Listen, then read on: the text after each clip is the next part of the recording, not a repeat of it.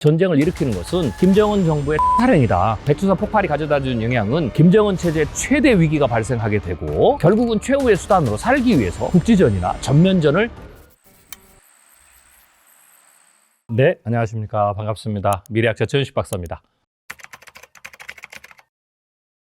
지금 우리 한반도 정세에서 특별히 제가 염려되는 것은 포린 폴리시도 6개월에서 18개월 사이에 북한이 극단적인 행동을 할 가능성이 굉장히 높다라고 얘기를 했는데, 한반도 주위에서는 그런 이제 다양한 경고들이 많이 나오는데, 우리나라 내부 안에서는 북한이 극단적인 도발을 할 가능성이 굉장히 낮고, 전쟁을 일으키는 것은 탈행이다. 그래서 북한을 그렇게 크게 위협적으로 보지 않는다라는 생각들이 틀린 말은 아니지만 너무 팽배해 있다. 라는 거죠. 그래서 사실은 저는 북한이 전쟁을 일으킬 가능성은 실제로는 낮지만, 그럼에도 불구하고 전쟁이 일어나면 그 전쟁의 피해 당사자는 우리나라인데, 우리나라가 너무 외부의 시각보다 이러한 한반도의 정세를, 특히 북한의 움직임을 너무나도 안일하게, 너무나도 낙관적으로 보고 있는 것 자체가 상당히 큰 위험이다라고 생각을 하고 있습니다. 그렇다면 만약에 전쟁이 일어난다면 어떠한 가능성들로 전쟁이 일어날 것인가 라는 부분들을 좀 생각해 봤고, 거기에 대한 시나리오를 써봤습니다. 제가 생각하는 첫 번째 뜻밖의 시나리오는 백두산 폭발입니다. 언뜻 생각하면 백두산 폭발과 한반도의 전쟁, 이 두 가지가 사실은 그렇게 크게 논리적으로 연관이 안 되는 것처럼 보이는데, 사실은 우리가 조금 면밀히 들여다보면 굉장히 긴밀한 연관을 가지고 있다 라는 거죠. 그것은 현재 평양을 제외한 북한 전역에서의 경제적인 문제와 또 사회적 불만들과 연계돼 있기 때문입니다. 먼저 이제 백두산 폭발 가능성에 대해서 좀 이야기를 나눠보도록 하겠습니다. 미래는 갑자기 오지 않고 미래 징후를 주고 오는데요. 2002년에서 2005년에 백두산 천지 근처에서 화산 지진이 한 3,000여 회 정도 이상 일어났습니다. 보통 안정기 때는 월 한 7번 정도 백두산 근처에서 화산 지진 현상들이 발생을 하는데, 2002년과 2005년에는 거의 10배가 넘는 일들이 일어났고요. 지진 규모도 보통 이제 일어나면 1 정도였는데 3, 4로 높아졌다라고 보시면 되고요. 그리고 그때 위성에서 관찰한 바로는 천지가 한 10cm 정도 이상 부풀어 올랐다가 가라앉는 심각한 화산 분화 징후도 일어났습니다. 물론 이제 그 이후에 다행인 것은 다시 백두산이 안정기로 이제 들어갔다라는 거죠. 그런데 또 2015년에는 갑자기 섭씨 60도를 유지했던 천지 주변 온천물이 83도까지 올랐고요. 실제로 현재 백두산에 묻혀있는 이 마그마는 지하 한 5km 지점까지 밀려 올라와 있는 상태고, 이 규모는 서울시 면적의 한 2배 정도 되는 마그마가 대량으로 적재되어 있다라고 지금 학자들이 분석하고 있습니다. 물론 제가 지금 백두산 화산 폭발에 대한 그 위기감 조성 혹은 음모론 이 얘기를 하는 게 아닙니다. 백두산 화산 폭발과 관련해서 우리가 중요한 관점을 좀 가져야 되는데요. 백두산 화산 폭발 가능성에 대해서 너무 극대화시켜가지고 위협을 부풀려가지고 공포 분위기를 조성할 필요는 없어요. 그런데 중요한 것은 또 하나가 뭐냐면, 거꾸로 백두산 폭발은 일어나지 않는다라고 말하는 것도 틀린 얘기입니다. 이 두 가지가 균형을 가져야 됩니다. 화산 폭발이라든지 지진이라든지 이런 부분에 대해서 전 세계적으로 가장 뛰어난 예측 능력을 가지고 있고 분석 능력을 가지고 있고 대비 능력을 가지고 있는 그 일본조차도 2014년 9월에 원타케 화산이 폭발했을 때 그것을 예측하지 못했습니다. 그래서 굉장히 많은 사상자를 그때 냈거든요. 그래서 지금에 나타나고 있는 이 화산 폭발이라는 것은 일본처럼 최고의 기술을 가지고 있는데도 예측하지 못하는 그런 영역에 드는 거죠. 그렇기 때문에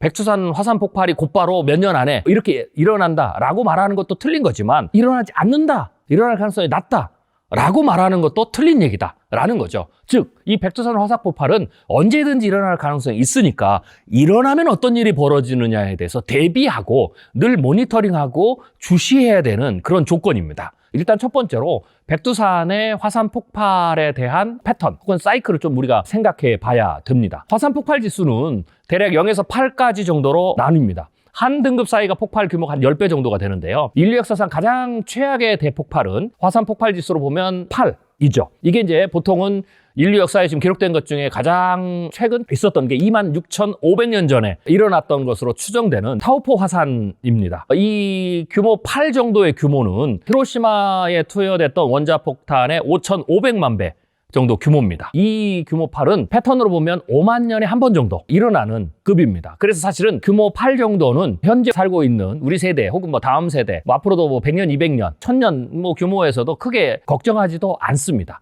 우리가 이제 걱정해야 될 규모로 들어오는 것은 규모 7부터죠. 그래서 제가 지금 보고 있는 백두산 화산 폭발 시나리오에서 가장 최악의 상황으로 보고 있는 것은 규모 7입니다. 인류 역사상에서 이제 규모 7 정도의 대폭발이 있었던 건 한 6번 정도 기록이 돼 있어요. 중요한 것은 백두산이 그 6번 중에 하나가 들어가는 겁니다. 실제로 이 규모 7급의 화산들은 대체적으로 패턴이 1000년에 한 번 정도, 천년분화라고도 불리고 있죠. 인류 역사에서 규모 7급이 일어났던 게 1815년에 인도네시아의 순바와 섬에서 탐보라 화산이 7급 정도로 터졌거든요. 이 탐보라 화산이 폭발로 어떤 일이 벌어졌냐면 지구 전체의 기온이 급락을 했고요. 지구 곳곳에서 다양한 형태의 재난이 발생을 했습니다. 기근도 발생하고요. 그래서 이제 이런 부분들의 충격이 7급이다라고 보시면 되고요. 사실 이게 일어나면 굉장히 심각한, 이거는 전쟁을 북한이 일으킬 겨를도 없이 북한 체제가 붕괴할 수도 있는 그런 급이고요. 제가 가장 우려하고 있는 화산 폭발의 시나리오는 굳이 7이 아니더라도 5나 6급 정도의 화산 폭발이 터져도 이것은 곧바로 북한 체제에 심각한 영향을 미쳐서 북한이 정말 전쟁까지도 불사해서 이 위기를 탈출할 수 있는 그러한 판단을 하게끔 몰아갈 수 있다라는 거죠. 실제로 백두산 같은 경우는 900년부터 현재까지 31번 분화를 했습니다. 7급은 1000년에 한 번 정도 했지만 나머지 부분들은 대략 4에서 한 6급 정도이고요. 100년에 한 번꼴로 화산이 폭발했다라고 보시면 되고요. 그런 측면에서 백두산의 마지막 분화가 1925년이었다. 대략 한 100년 전 정도가 되는 거죠. 그래서 7급이 터진다라고 하는 것은 너무 과하다고 말할 수 있지만 최소 4, 그 다음에 5나 6급 정도의 규모의 화산 폭발이 언제든지 일어날 가능성이 있다라고 봐야 되는 겁니다. 북한의 지금 현재 경제 상황을 보고 그리고 기근이라든지 평양 이외의 어떤 민심들을 본다면 만약 백두산이 5나 6급 정도의 화산 폭발이 일어나서 그 백두산 주변에 치명적인 영향을 미치게 되면 그게 도미노 현상을 일으켜서 북한 체제에 굉장히 심각한 위기감을 불러일으킨다라는 거죠. 사실 어떻게 보면 백두산 폭발이 가져다준 영향은 북한 내부에서 군사 쿠데타 충격보다 더 클 수도 있다 라고 봐야 됩니다. 만약에 6급 정도의 화산이 폭발을 하게 되면 천진에서 흘러넘친 물로 백두산 인근에 대홍수가 발생을 하고요. 대홍수가 영향을 받는 지역에서는 토지가 황폐화되고 또 수십 년 동안 북한의 북부 지역의 생태계는 복원이 불가능해지고요. 그리고 화산재라든지 수많은 영향들 때문에 평양까지도 영향을 미칠 거라고 보는데요. 북한의 도로라든지 댐이라든지 전기, 그 다음에 광산 등이 마비가 오고요.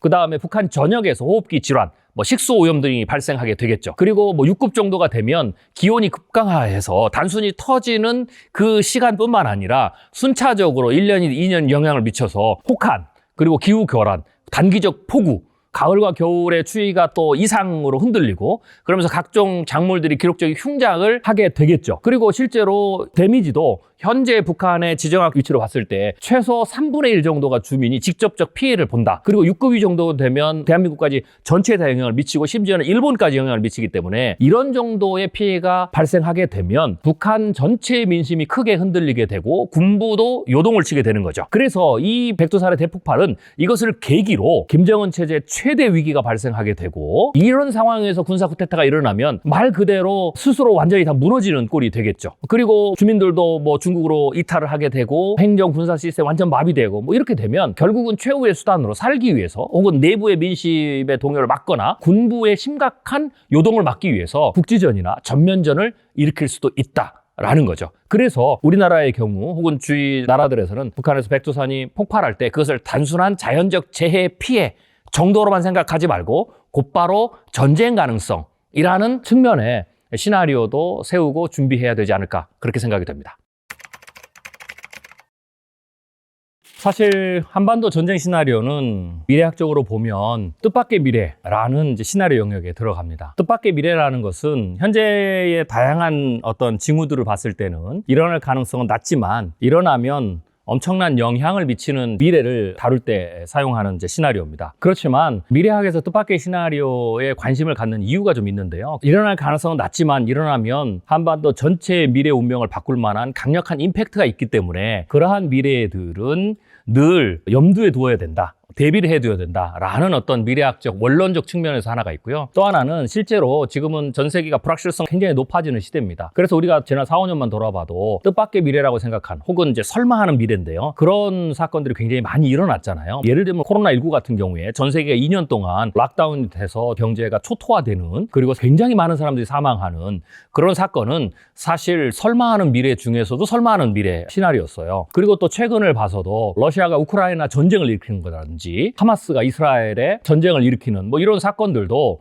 사실은 설마하는 미래에 속했다라고 볼 수가 있는 거죠. 그래서 그런 미래들은 우리가 생각하는 것보다 자주 일어나기 때문에 미래학에서는 이런 뜻밖의 시나리오는 늘 관심을 가지고 지켜봐야 되는 겁니다. 한반도에서 전쟁이 일어나는 거, 북한이 전쟁을 일으키는 것은 김정은 정부의 탈행이다.